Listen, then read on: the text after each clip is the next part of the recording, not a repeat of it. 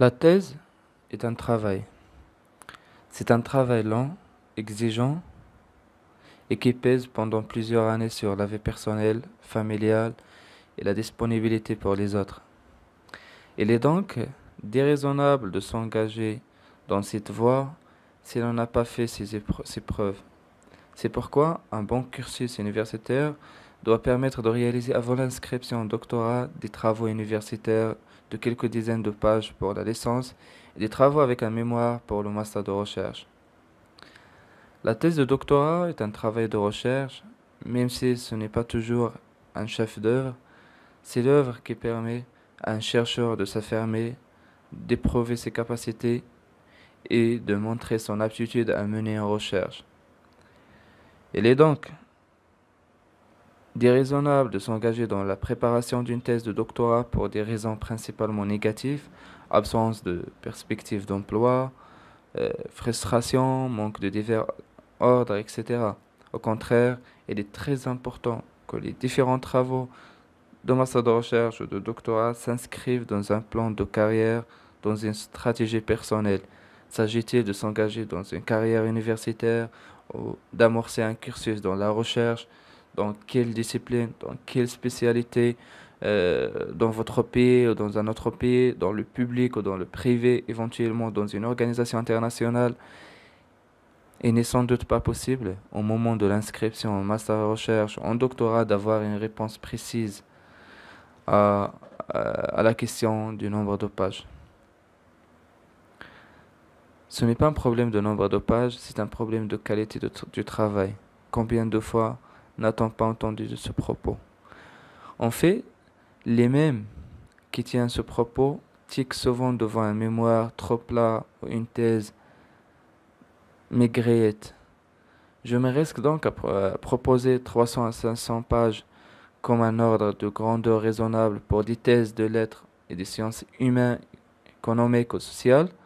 Certes, en sciences, médecine ou pharmacie, des thèses peuvent être présentées en quelques dizaines de pages, mais leurs auteurs n'auront pas besoin de ce livre pour les rédiger.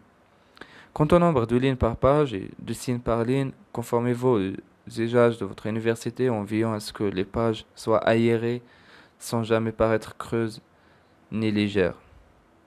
Toutes ces questions, mais il est nécessaire d'y avoir réfléchi et d'y voir aussi clair que possible, car cela permet de mieux voir s'il faut ou non s'engager dans cette tâche de longue haleine, quel style de thèse choisir, dans quel domaine, sur quel sujet, quel serait le profil idéal du directeur de thèse et plus tard des membres du jury, sur combien d'années planifier le travail.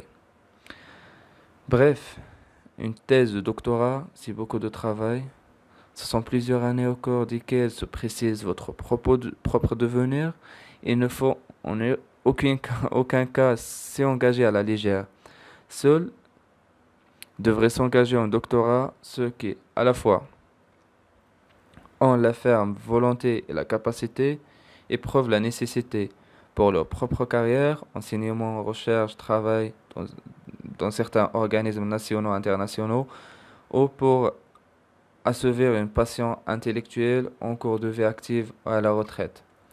Certains étudiants refusent d'écouter les enseignants qui leur déconseillent de s'engager dans la préparation d'une thèse et finissent à force destination par obtenir leur inscription. Beaucoup d'entre eux se retrouvent quelques années plus tard amers et déçus et n'ont pas réussi à aller au bout de leur travail. Ou encore, ils n'ont obtenu en soutenance qu'une médiocre mention et il en vole souvent à ce moment-là à l'enseignant dont il l'avait quelques années plus tôt forcé à la main. Il faut au moins autant de travail à un auteur médiocre pour écrire un mauvais roman qu'un auteur doué pour en écrire un très bon. Il est de même des thèses.